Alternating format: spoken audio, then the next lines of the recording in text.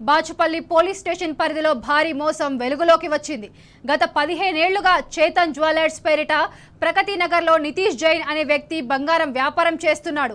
స్థానికంగా ఉన్న బంగారు దుకాణాల వద్ద బంగారాన్ని తీసుకువచ్చి ఆభరణాలు చేయిస్తూ కస్టమర్లకు దగ్గరయ్యాడు.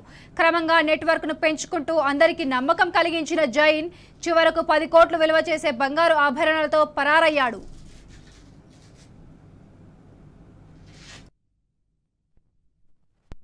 నితీష్ జైన్ మే 10 నుంచి దుకాణం తెరవకపోవడంతో బాధితులకు అనుమానం వచ్చింది.